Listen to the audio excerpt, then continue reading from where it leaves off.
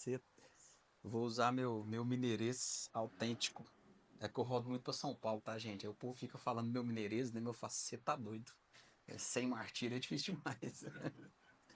Mas é o que temos, né? É o que temos pra hoje. Boa noite a todos. Tudo bem com vocês?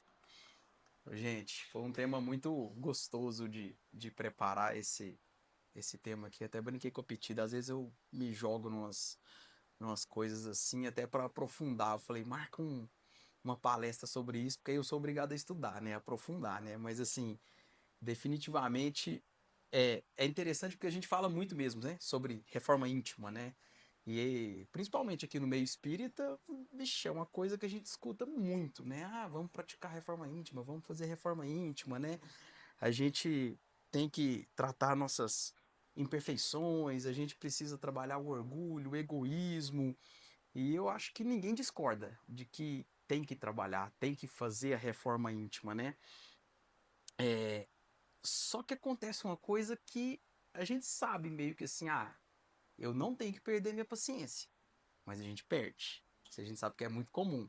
Eu não tenho que guardar mágoa, e a gente guarda. Eu não tenho que julgar. Aí julgar tá tudo bem, né? Ninguém julga, né? Vê lá. E a gente julga, brinca, a gente julga antes da pessoa abrir a boca às vezes. A gente já tá julgando as pessoas, né? E aí, talvez, eu acho que quando a gente fala em reforma íntima, talvez tenha uma pergunta anterior a simplesmente saber essas coisas, que é assim, por que que é tão difícil mudar aquilo que eu já sei que eu preciso mudar? Porque no fundo, lá no fundo, a gente sabe o que que tem que ser feito. Mas por que que a gente não dá conta de fazer? Será que falta vontade? Será que falta disciplina? Será que a gente não entendeu o evangelho, né? Ou talvez a gente só não entendeu de fato o que que a gente tem que saber, o que que a gente tem que ser, né? O que que a gente tem que construir, o que que é de fato viver o exemplo do Cristo, né? A vida do Cristo, que a gente fala, pô, pensem como Cristo faria, né? Como Cristo viveria. E eu acho que é aí que começa um pouco o problema, porque muitas vezes quando a gente fala de reforma íntima, a gente fala sobre não fazer, sobre não faça, não seja, sobre não, não, não. E talvez essa seja um pouco a dor principal do porquê que a gente tem dificuldade. Porque quando a gente vai para esse lado do que a gente não pode fazer, o comportamento muda um pouco. E aí aquilo que deveria ser um processo de crescimento, né, vira um processo de culpa, de cobrança, de frustração e martírio, né? E é por isso que é muito bacana a gente falar sobre reforma íntima, só que sem martírio. E aí, para começar com uma reflexão bacana para todos nós, para a gente entender, né, mais profundamente, eu começo com um quem nunca, né? Todo mundo vai poder responder essas perguntas. Quem nunca prometeu mudar algo, né? Quem nunca falou que nunca mais eu bebo, nunca mais eu fumo, nunca mais eu grito, né? Nunca mais eu perco a paciência. E eu tô falando não só da promessa que a gente faz pro próximo, a promessa que a gente faz para Deus. Nós somos bons de fazer promessa para Deus e não fazer nada, né? E sim, furar ela. A gente é muito bom em furar nossas promessas com Deus e conosco mesmo. Quem nunca, né, se irritou e depois se arrependeu? E aqui todo mundo, se você não tem filho, você é filho, né? Ou tem irmão, com pai, com filho. Às vezes a gente perde a paciência, grita e você fala: Meu Deus, pra que eu fiz isso? Assim, às vezes foi só o jeito que a pessoa tinha para comunicar e a gente perde a paciência. Quem nunca, né, repetiu um erro que jurou nunca mais repetir? Nossa, isso aqui, se a gente é o famoso, aí é a misericórdia divina que a gente não conta, né? É por isso que a gente não lembra também das outras encarnações, porque se lembrar também não é bom. E é a mesma coisa que é se contar quantas vezes nós prometemos uma coisa que nós falamos assim, nunca mais eu faço isso. E danado. Nossa, a gente perde as contas de quantas vezes a gente faz esse tipo de promessa. E aqui a maioria das coisas são vícios. São vícios que a gente tem, que a gente promete, né? Abandoná-los e cai de novo, e cai de novo. E a reflexão principal é, diante disso tudo, é a pergunta, né? Por que que eu sei o que tem que fazer, mas continuo não fazendo? Que no mais íntimo a gente sabe o que tem que ser feito. A palestra de hoje, gente, ela é baseada toda nesse livro aqui, tá? Que é o título Reforma Íntima Sem Martírio, do médium Vanderlei Oliveira, do espírito Hermance do Fogo. Só para vocês terem um panorama aqui, como é que foi, que a maioria dos livros eles contam um pouquinho de quando surgiu a necessidade, né? Alguns estudiosos do espiritismo fizeram uma proposição para a Hermance do Fogo, né? Perguntando assim, quais revelações novas teriam os amigos espirituais em favor do aperfeiçoamento interior nessa hora de tantas lutas na humanidade, né? Simplificando, né? O que vocês têm de dica para nós aí? Porque tá difícil do lado de cá, tá pesado, ajuda a gente. E os espíritos respondem: não constitui novidades, apenas um enfoque prático para velhas questões morais, que absorvem quantos anseiam pela melhoria de si mesmo. Nossa proposta é apresentar algumas ideias-chave com fins de meditação e autoaferição. Então os espíritos já deixam claro ali, ó. Vamos dar umas dicas. Assim, é mais do mesmo, mas nós vamos falar coisas que tem que levar para meditação e autoaferição. Ou seja, tem que olhar para dentro para medir, para você conseguir compreender como praticar essa reforma íntima. E aí vamos entender o que é reforma íntima, porque são muitas interpretações mesmo. Afinal, não é um tema simples, é um tema complexo.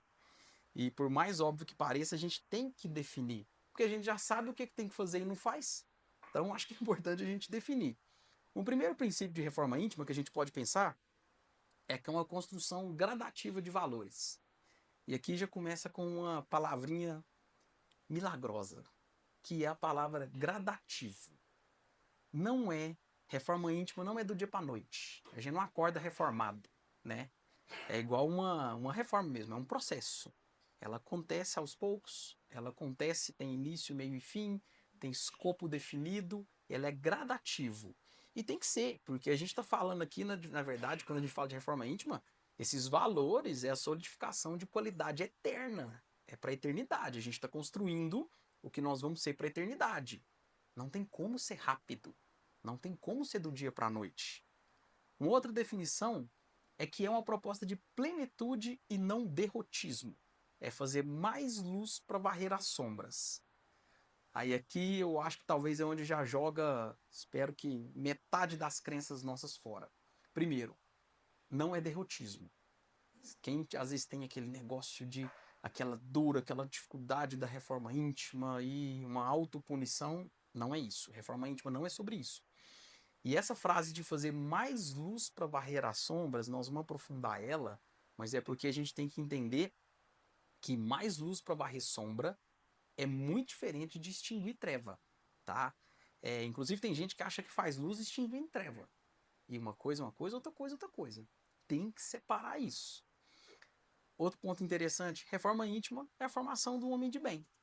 E aqui é onde a gente começa a esclarecer umas coisas que a gente já conecta no item anterior, que é meio que assim, a gente está falando de extinguir trevas, né?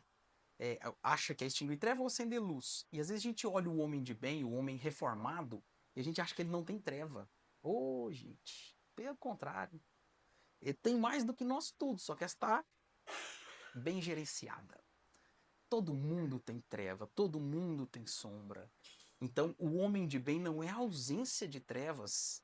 Pelo contrário, ele tem trevas, só que ele tem muito mais luz. Ele está muito mais focado no que ele vai fazer e não talvez no que ele tenha que deixar de fazer. E aí nós vamos entender um pouquinho sobre a contenção. Mas vocês entendem a diferença do peso, né? A gente não fica pensando assim, o homem de bem não faz isso, não faz isso, não faz isso. Não, não, não é sobre isso. O homem de bem faz isso e faz isso. Muda muito o peso sobre o que é a reforma quando a gente valoriza o que a pessoa faz e não o que ela não deve fazer. Isso muda completamente a nossa percepção. E um último ponto é que a reforma íntima é um processo libertador da consciência. Por que, que ele é libertador da consciência? E tem uma coisa muito bonita aqui. Por que, que a gente não está falando de, eu vou vencer o ego, por exemplo, vou vencer a sombra. Mas a gente vai conquistar o ego, essa sombra, pelo domínio natural da voz divina que ecoa em nossa intimidade. Todos nós somos deuses. A gente tem Deus no nosso coração. Por que, que a gente não usa isso para gerenciar, para definir para onde a gente vai, o que, que a gente vai ser, o que, que a gente vai fazer? Só que às vezes a gente fica o quê? Reprimindo, né? As dores, as dificuldades. Quando na verdade talvez faz muito mais sentido pegar o Deus que tem dentro da gente e botar ele para acontecer, trazer ele para fora, tá? E é por isso que eu começo com essa ideia aqui de contenção. Nessa imagem aqui a gente tem um cara, uma torneira saindo uma água muito suja, e ele está fazendo o quê? Contenção. Vamos fechar essa torneira porque está saindo uma água muito suja. Esse é um jeito da gente viver, da gente fazer a nossa reforma, tá? A gente pode fazer um processo de contenção ou um processo de edificação. Isso aqui é sobre um pouco do que a gente vai ter que trabalhar, porque é o seguinte, a pergunta não é assim, e se parar de sair água suja? A pergunta é muito melhor sendo assim, e se começar a sair água limpa? É muito diferente essa troca de valores, essa leitura, essa maneira de conduzir a vida. Só que a gente fica estancando, contendo o que nós estamos fazendo de errado. Quando na verdade você tem que ir lá na causa raiz do que está gerando isso e tentar trocar por alguma atitude boa. E aí onde eu faço uma reflexão. Pensem assim, né? Todo mundo agora naquele defeito que você tem. Momento de racionalizar mesmo, olhar para dentro. Pensa que aquele problema que você tem, que você gostaria de mudar, é a sua água suja saindo. Aí fica a reflexão, como que eu paro de pensar em conter essa água suja e eu faço, na verdade, é sair água limpa disso aqui? Com certeza os planos, os processos que você vai definir são diferentes. E aí, em outras palavras, é o processo de conter a escuridão. Tem como conter a escuridão? Alguém sabe como que contém escuridão? Você não contém a escuridão. Como é que você impede assim? Não, eu vou segurar a escuridão até aqui. Você não contém. Mas tem uma coisa que você pode falar assim, não, mas o que eu posso fazer? Acende uma luz. Só que você acende uma luz de dia. Você não precisa acender a luz só quando é escuro. Você acende a luz a hora que você quer. Acender a luz é sobre você. Esse é o processo de reforma íntima. É não ficar contendo escuridão. É acender luz. Toda hora que você vê que você está tentando conter a escuridão, troca. É o mesmo princípio da caixa d'água. Não é sobre a água suja. É como que eu faço sair água limpa. E essa distinção de conter e edificar, ou conter e acender, talvez a lição mais importante que tem no livro, lá do Reforma Íntima Sem Martírio, que vale muito a pena a gente estudar. E aí a gente vai seguir aqui numa analogia para a gente trabalhar, que é o conceito do carro, do freio e do acelerador. Porque no fundo, conter o mal é freio. E construir o bem é acelerador. E a gente precisa dos dois. Só que para pensar, uma pessoa que passa a vida inteira freando, ela nunca bate, mas ela nunca sai do lugar. E uma pessoa que também que passa a vida inteira acelerando, é perigoso ela bater. De vez em quando ela vai ter um probleminha e ela vai ter que tomar cuidado e vai ter que saber frear. E isso aqui, gente, é sobre sentimentos. Então, o que vale a gente pensar? Vamos fazer uma analogia, como vem as dualidades, né? Quase sempre eu gosto de falar das dualidades, porque de fato muito do que a gente vive é dual mesmo. O que é uma ação de freio? Não falar mal.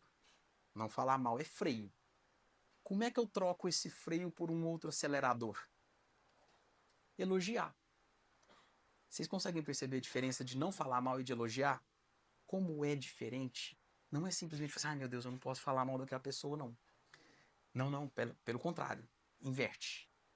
Cria o hábito do elogio. Vou dar uma sugestão, uma vez eu falei isso na outra palestra, vou falar de novo. Crie o hábito de elogiar alguém todo dia. É tão legal como as pessoas falam assim, nossa, mas assim, é engraçado, deveria ser normal, né? E as pessoas falam assim, nossa, mas do nada, que coisa boa, você alegrou meu dia. Nossa, é tão gratificante escutar isso. E aí, quem aqui veio, tipo assim, tá em dupla, trio, ou tá com mais alguém aí, pode levantar a mão? Hoje, palestra participativa, gente, aqui hoje. Quem tá com alguém, vira pra pessoa do seu lado, faz um elogio. É a energia do lugar foi lá pra cima. Vocês não têm ideia. Aí agora eu vou falar assim, ó. Quem vem sozinho, se a espiritualidade não brigar comigo, pega o celular, manda uma mensagem pra alguém e faz um elogio agora mesmo. Pega o celular, manda. Ô, gente, começa a pôr pra acelerar. Para de pisar no freio. elogia, fala. Assim, é legal, porque quem sente a energia consegue entender o tanto que a energia muda, vibra, como melhora. E a gente tem que trabalhar isso. Olha para vocês verem, o freio é não mentir. E a gente é educado falando que não pode mentir. Só que ao invés de não mentir, que tal inspirar confiança? E como que se inspira confiança? Coisas simples, por exemplo, pontualidade. Você inspira confiança, certo? Honrar com a sua palavra. Pô, não é que é mentir. Ah, quando eu não honrei com a minha palavra, eu menti? Não necessariamente. Às vezes você falou assim, não, eu vou conseguir fazer isso, de repente não conseguiu. Não é que você mentiu, você só não conseguiu, mas honra a sua palavra. Você está inspirando confiança. O não mentir vai ser uma consequência muito natural disso aí. Não discutir. Troca isso por construir diálogo. E aqui é difícil. Porque tem hora que a gente aprende a engolir o seco. Mas é um processo, né? Primeiro a gente engole seco. Faz parte. Engole o seco. Depois você começa a construir diálogo. Começa a propor a construção de diálogo. Não reclamar. Aí aqui tá moleza, né? Não reclamar suave. Mas qual que é o princípio, né? Troca por ser grato, né? Inclusive, sobre não reclamar e ser grato, me tem uma lembrança aqui, não sei se todos sabem, né? Mas é dito que, na verdade, assim, que muita gente fala assim, não, mas pelo menos eu não fiz o mal, tá? Deixar de fazer o bem é fazer o mal, tá? Só para fazer uma analogia. Acreditem, não é a mesma coisa. Ah, não, pelo menos eu não fiz o mal. Eu não sei se me dá alegria ou se me dá tristeza ouvir um negócio desse, né? Depende do tom, né? Mas não faz sentido. Então, assim, na hora que pensou em reclamar, troca por um processo de gratidão. Agradece rápido, troca rápido por ser grato. Não julgar e compreender. Não guardar mágoa e perdoar. E aqui é o perdão no seu singelo e profundo perdão, que é difícil. Porque, gente, quem perdoa, esquece mesmo. Passa. Se você perdoou, passa. Se você lembrou, você guardou mágoa. Aí pode ter certeza. Se está lembrando é porque está guardando mágoa. E não odiar e amar. Que talvez seja o principal ensinamento que o Cristo trouxe para nós, né? Então, a gente tem que pensar que a reforma íntima, ela não é viver com o pé no freio. E ela também não é viver com o pé no acelerador. E aí vem uma reflexão master. O que a reforma íntima é? Aprender a dirigir. É isso que é reforma íntima. Então pensem bem, aprender a dirigir. Tem hora de acelerar, tem hora de frear, tem hora para tudo. Tem hora de plantar, tem hora de colher. Para tudo há o seu momento e a sua hora. E aí, o que a gente tem que refletir para entender? Quem é que vai dirigir? Quem é que vai? Somos nós mesmos. E para a gente aprender a dirigir, nós temos que conhecer o motorista. E aí vem o segundo processo, né? Dessa etapa, depois que a gente entende que é hora do encontro com nós mesmos. Esses dias eu estava fazendo uma palestra até de negócios, me veio aqui, só um sentimento aqui, uma inspiração que sobre o encontro com a gente mesmo, né? Se tivesse um detector de mentira e alguém virasse para você e falasse assim, vou passar um detector de mentira e você vai ter que responder para você mesmo. Você está literalmente se comprometendo e dando o máximo com você mesmo na sua vida? Você estaria pronto para ouvir a sua resposta? Se você falasse que sim e falasse, mentira. É tão interessante, né? A gente foge desse encontro com nós mesmos. E o processo de reforma íntima precisa disso. A gente precisa ter consciência de nós mesmos. E aqui a irmã Sidufo vai trabalhar muito isso, que é essa temática do autoconhecimento. Só que ela fala do autoconhecimento, e aqui é muito profundo, não só de enumerar pequenas falhas. Ela vai mais profundo, não é só simplesmente falar assim, eu sou orgulhoso, eu sou egoísta, eu sou vaidoso. No fundo a gente consegue compreender algumas coisas dessas e enxergar isso, pelo menos espero, né? Nós espíritas que a gente está aqui para isso. Mas assim, antes de você pensar assim, tá, eu sou egoísta, ok, mas como eu funciono? Aí essa pergunta é um pouco mais pesada. Quando que nasce meu processo de egoísmo? Quando que eu me perco? Como funciona esse processo? Tem alguém, né? Vou usar a expressão, né? Da gatilho, né? É alguém que dá esse gatilho? É alguma situação? É um lugar? Isso acontece de manhã? Tem um horário? Por que desperta isso em mim do nada? Porque ninguém também, assim, acaba sendo o tempo inteiro com o defeito, né? a gente tem o alto e baixo. E eu não sei se todo mundo consegue olhar para dentro e pensar assim, naquele defeito que todo mundo pensou agora há pouco, se todo mundo tem clareza de qual que é o gatilho que dá, sabe assim? Será que todo mundo tem clareza disso? E aí, se todo mundo não tiver, a gente começa a perceber que o maior desconhecido da nossa vida, muitas vezes, somos nós mesmos. E aí vem lá o julgamento, né? Nós somos bons para apontar o dedo pros outros, né? Para falar, nossa, não acredito que o fulano fez isso. Fala, oh, e você? E a olhadinha para dentro? E nós mesmos, né? Tá olhando direitinho, né? Rei da sabedoria de todas as decisões, né? Sabe tudo que precisa ser feito na própria vida, né? E a gente tá lá apontando o dedo. Prova disso é que sim, se a gente perguntar hoje, agora vocês podem responder internamente, né? Quem é você? Vocês conseguiriam responder quem é você mesmo? Se alguém começou falando profissão, já tá errado. Profissão é papel. Profissão não é você. Ah, eu sou advogado. Ah, eu sou mãe. Mãe, eu sou pai. Papel. Isso não é você. Você é muito mais do que isso. E isso é a prova de que a gente não sabe, que a gente não se conhece. A gente não olha para dentro o suficiente. A gente muitas vezes não sabe a nossa real identidade. Lá no Livro dos Espíritos, na questão 919, tem uma perguntinha muito boa, que é: qual o meio prático mais eficaz para se melhorar nesta vida e resistir ao arrastamento do mal? A resposta é de Santo Agostinho. Aí Santo Agostinho responde assim: um sábio da antiguidade vos disse, conhece-te a ti mesmo. Aqui, nosso querido Sócrates, né? Trazendo essa resposta, pelo menos essa frase é atribuída a ele, né?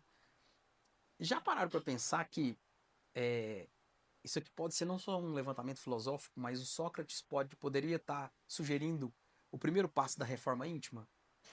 Porque como que a gente reforma sem saber quem a gente é ou onde a gente está? Eu fiquei pensando, como é que eu ligo pro engenheiro? Até brinquei com o Marcelo. Como é que eu ligo lá? Marcelo, vem cá fazer uma reforma na minha casa?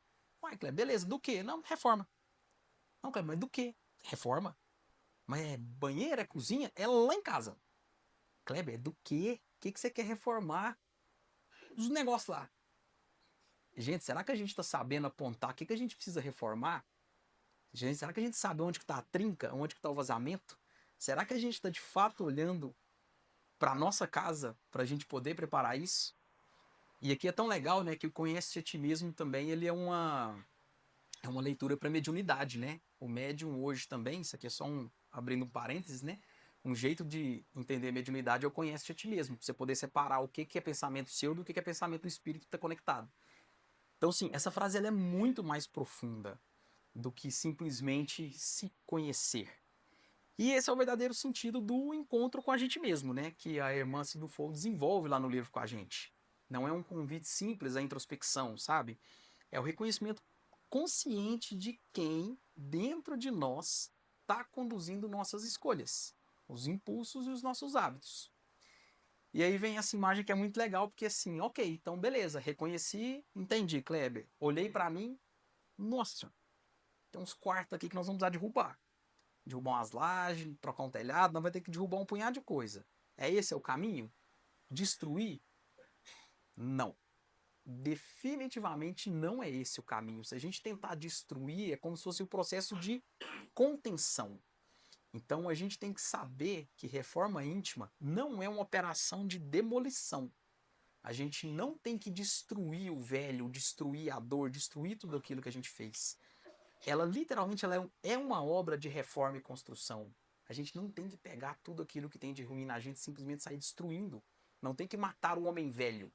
A gente tem que educá-lo. Reforma íntima não é destruir. Reforma íntima é educar. E assim, obviamente tem tendências, né, que a gente tem que conter, né, igual eu falei sobre eu conter e acelerar, mas é o que eu falei, não é só frear, não é só acelerar, é um equilíbrio dessas coisas. Mas é porque o que eu vejo nas conversas é que muita gente está muito focada no freio. E esse é o objetivo da reforma íntima, é saber que tem hora que você vai ter que acelerar, passando por um processo de crescimento muito interessante, diminuindo a relação de ódio que a gente tem com nós mesmos. A gente é muito bom, tem aquela brincadeira, né, assim, esses dias eu ouvi uma pessoa falando que quando você tá com uma visita em casa e a visita derruba um copo d'água, né? Você, não, tá tudo bem, que é isso, fica em paz, né? Aqui em casa toda hora cai o copo, fica tranquilo, isso aqui, ó, até gosto de derrubar água na mesa de vez em quando, né? Fácil, né? Aí é seu filho, 7 horas da manhã na segunda-feira. A vaiana canta pra tudo que é lá dentro de casa, né?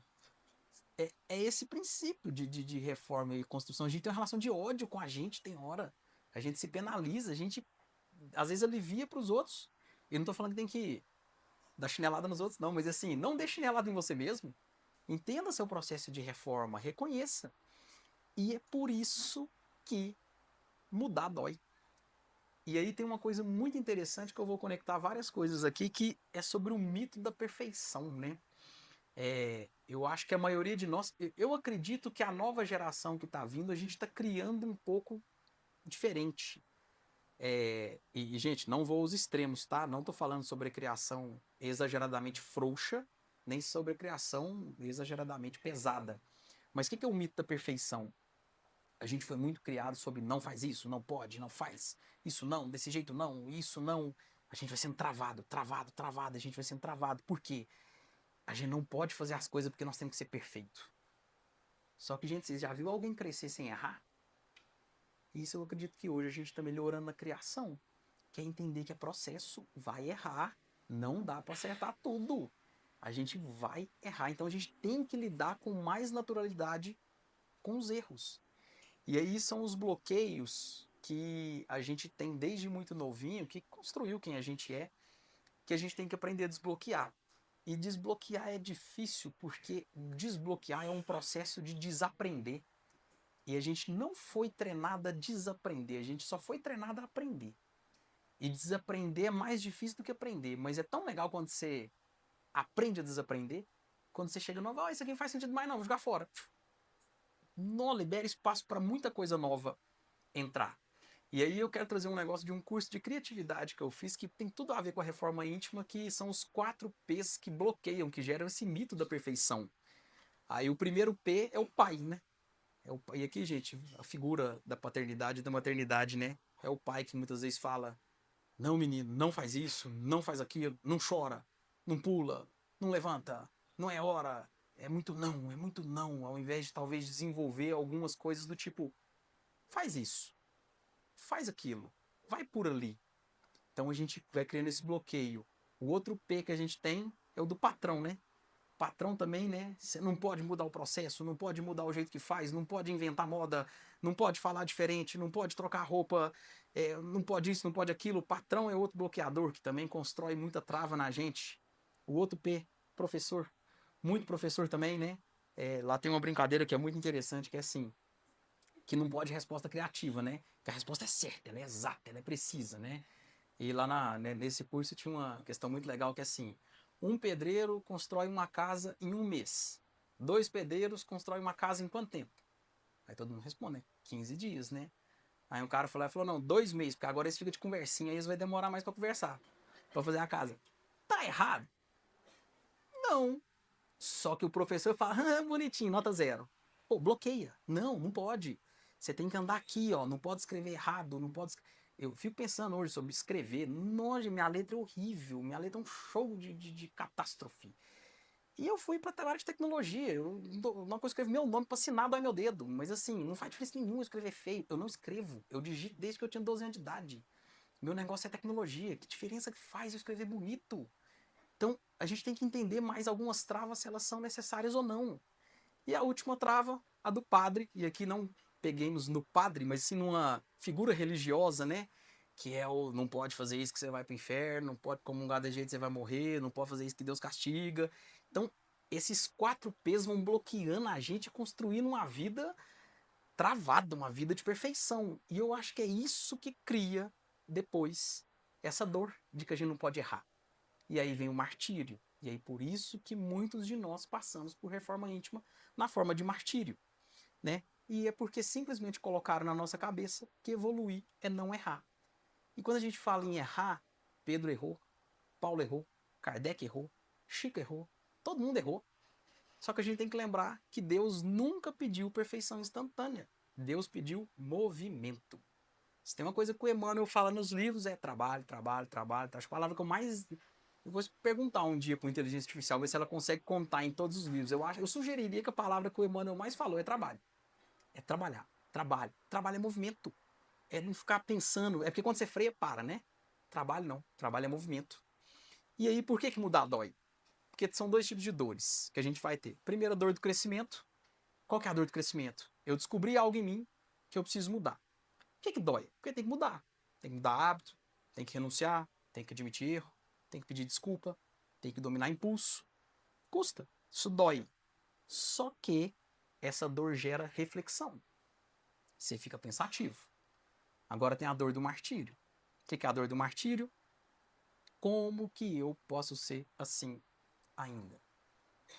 Até hoje, né? Até hoje eu tô sofrendo por esse defeito. Aí aqui é aquela parte, né? Que a gente não tá sofrendo pelo defeito. A gente tá sofrendo porque talvez a gente não atingiu a perfeição. Mas, de novo, quem pediu pra gente ser perfeito? Aí vem o martírio, né? Vem essa luta. A gente estuda, né? Que nós não somos seres perfeitos, nós somos perfectíveis, né? E o que essa dor gera? Aí gera ansiedade, angústia, medo, repulsa. E aí começa a surgir aquele mundo velho de problema que a gente tem no dia a dia. Tem uma parábola, vou pegar lá no budismo, das duas flechas do Salata Sutta, que é do Sutra da Flecha do Buda, que é muito legal. O que o Buda fala? Que a dor física ou situacional da vida, ela é inevitável.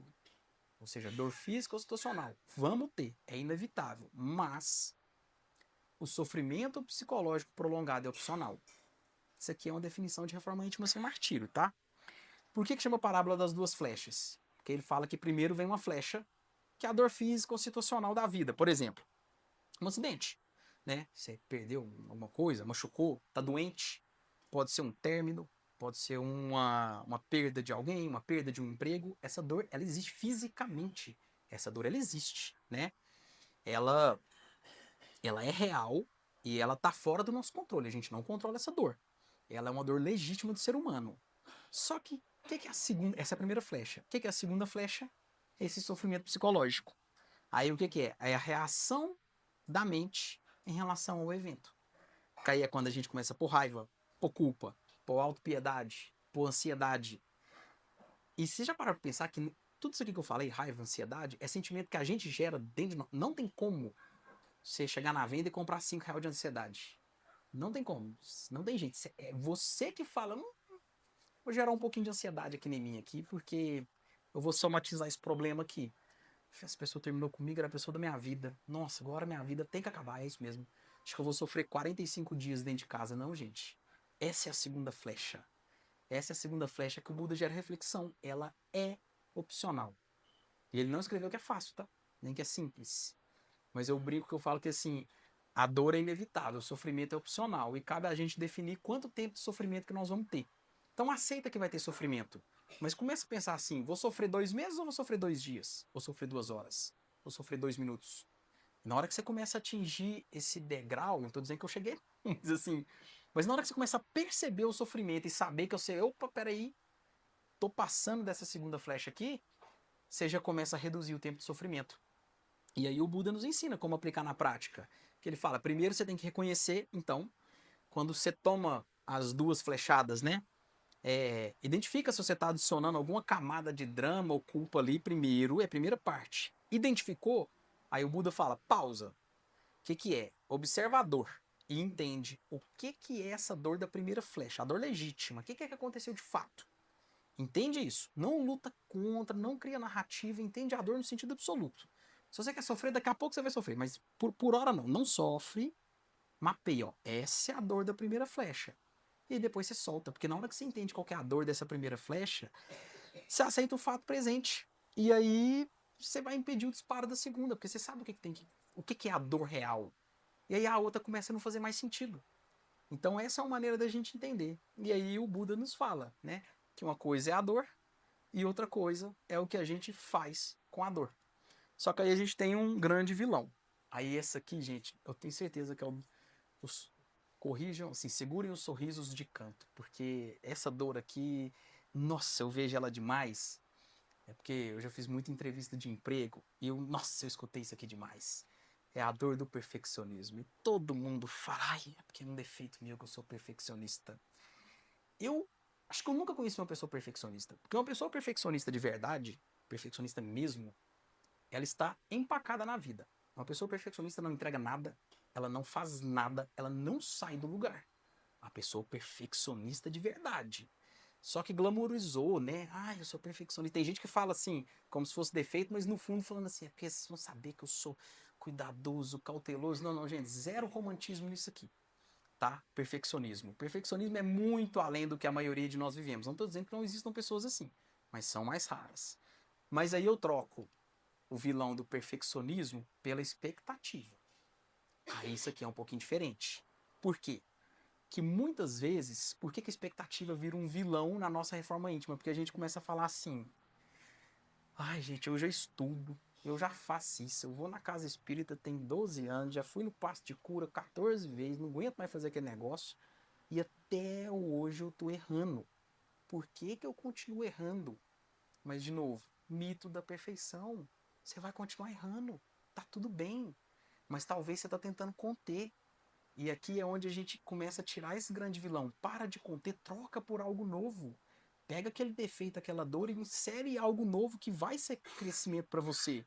E aí a gente percebe que o conhecimento que tinha que iluminar a nossa caminhada, ele vira instrumento de condenação. Vira martírio, né? Porque a gente começa a usar o que a gente sabia para falar assim, não é possível que vocês até hoje.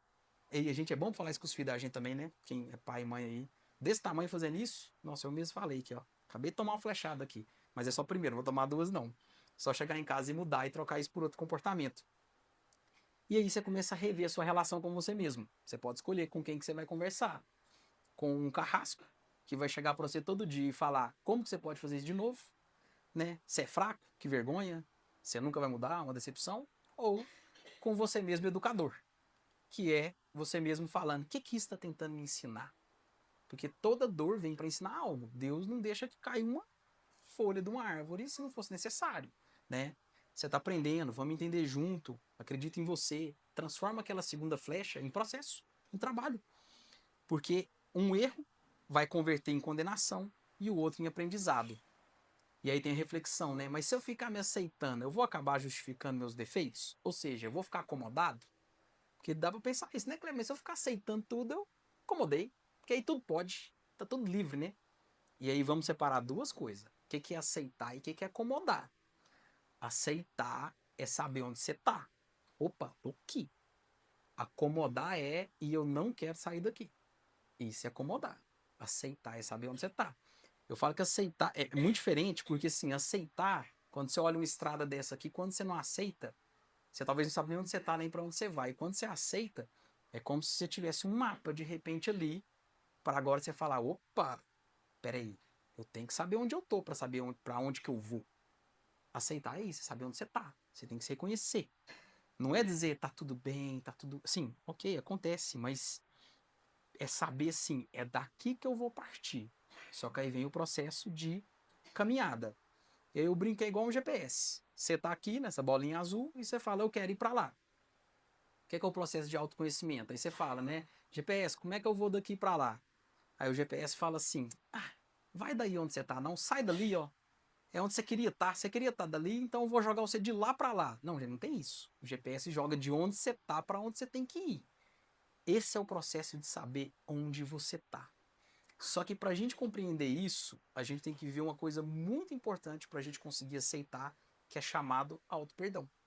E aí vem de novo o cuidado que a gente tem que ter com nós mesmos. E o auto-perdão não é no sentido de não tem problema, é de e agora? O que, que eu tenho que fazer? E aqui tem uma frase muito forte que é assim, ó. Por que, que a gente tem que ter auto-perdão? Porque a culpa útil produz reparação. E aqui eu vou fazer uma brincadeira com a palavra culpa. Então, uma culpa útil, ou seja, que faz sentido, ela vai produzir reparação.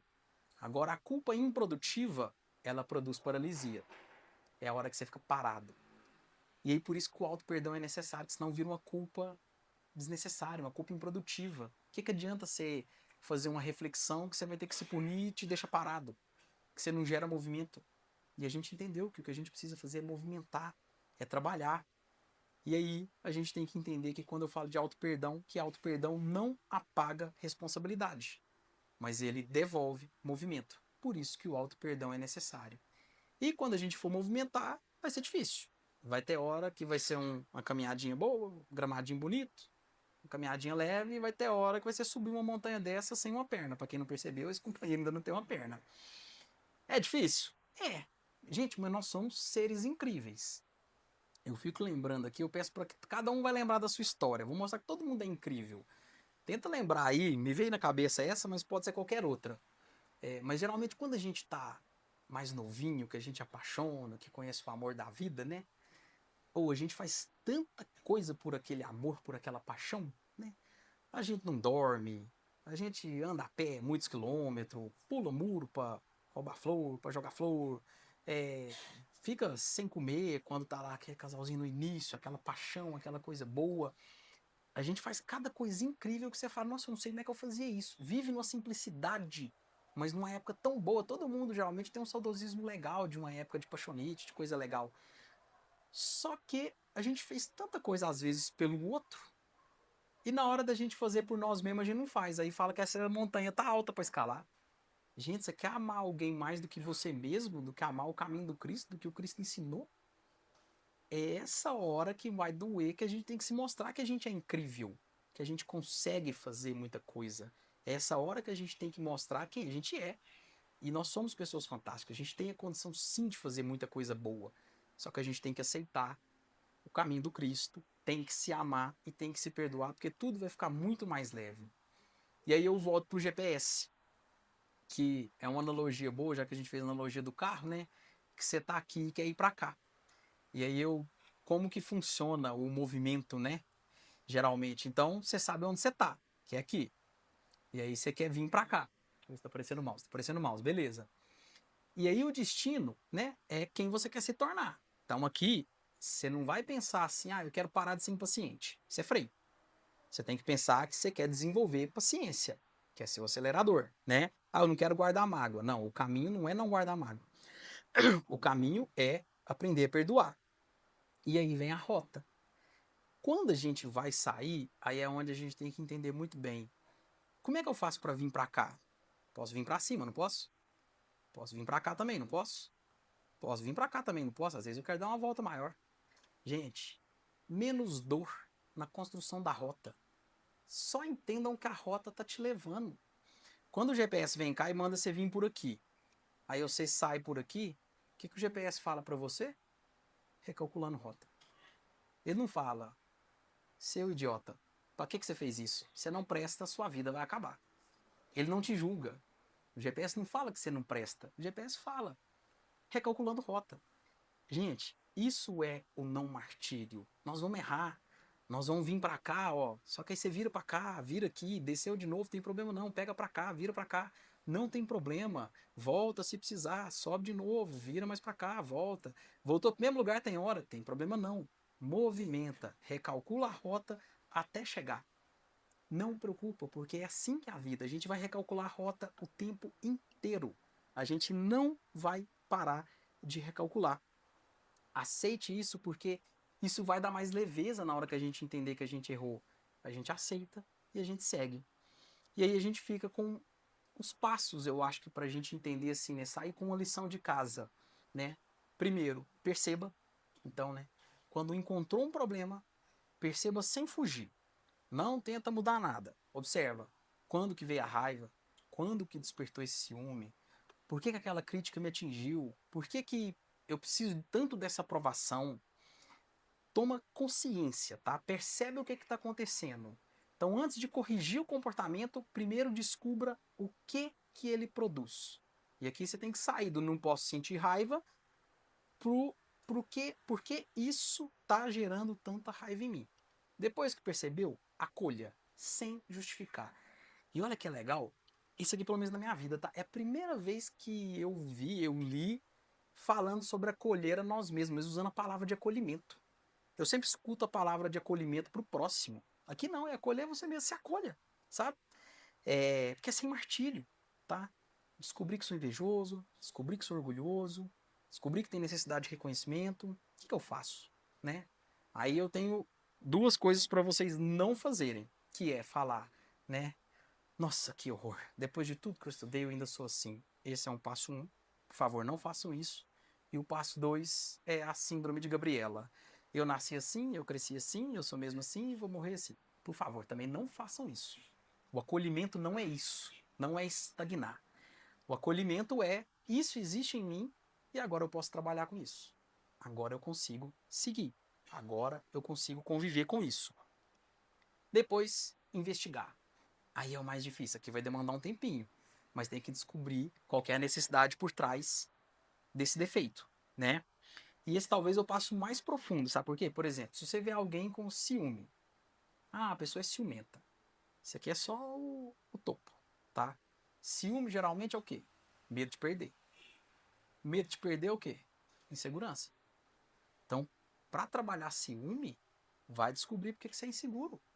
E aqui, assim, recomendo, pelo amor de Deus, um profissional, né? Um terapeuta, um psicólogo, procurem alguém que realmente entende. Mas é para entender que o caminho é esse. Não tem como a gente não ir na causa raiz. A pessoa é arrogante. Por que ela é arrogante? Porque ela precisa se sentir superior. Por que ela precisa se sentir superior? Porque ela tem medo de parecer insuficiente. Aí por que ela tem medo de parecer insuficiente? Vai lá na criação dela. Conforme os pais criaram ela. Provavelmente é algo disso.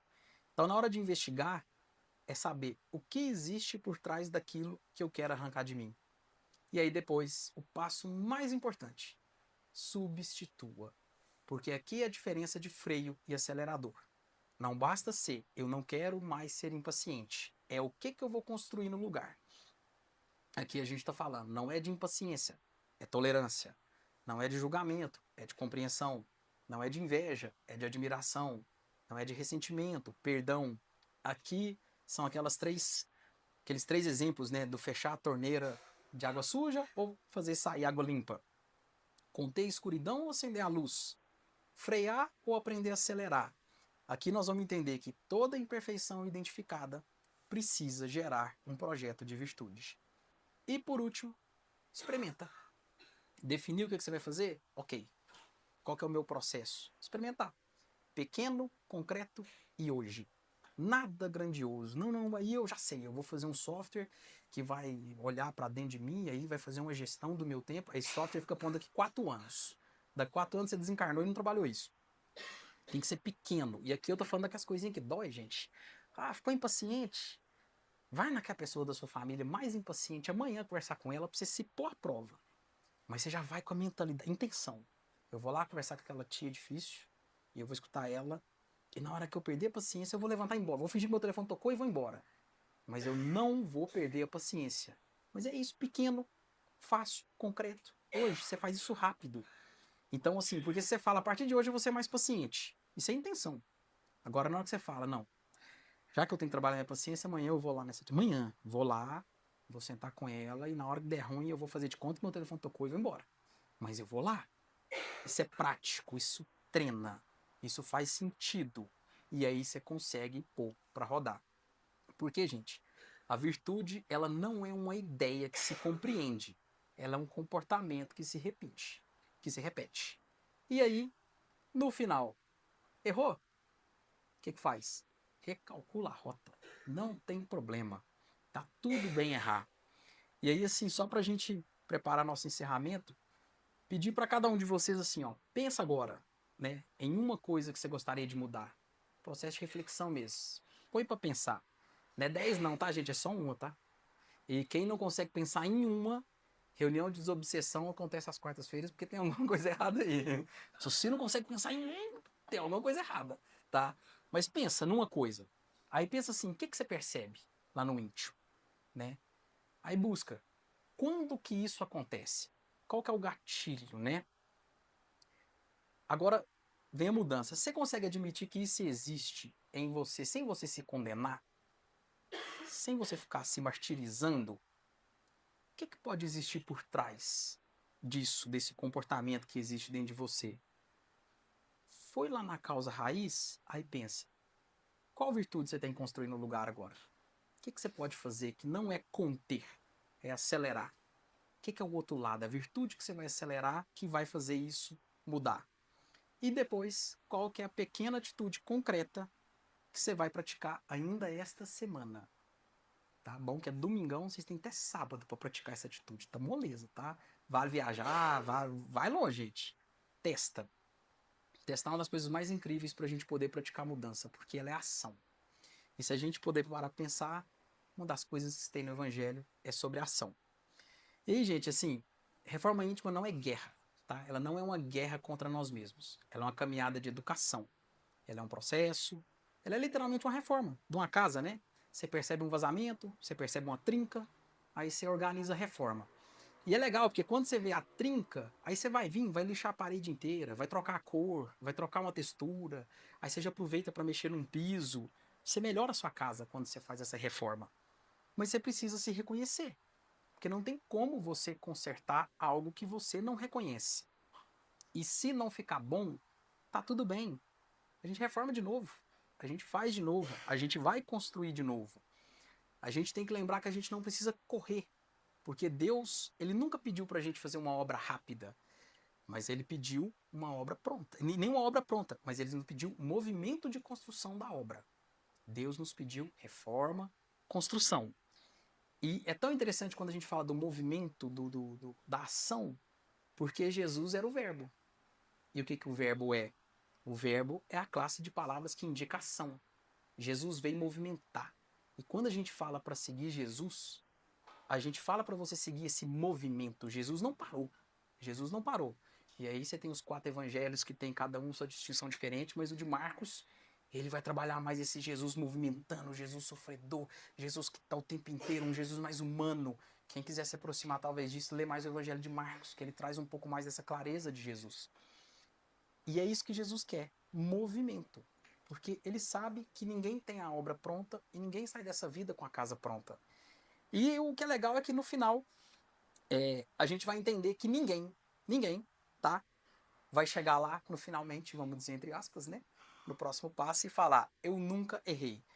Mas vai ser muito legal a gente chegar lá e poder dizer, eu nunca desisti. Muito obrigado a todos.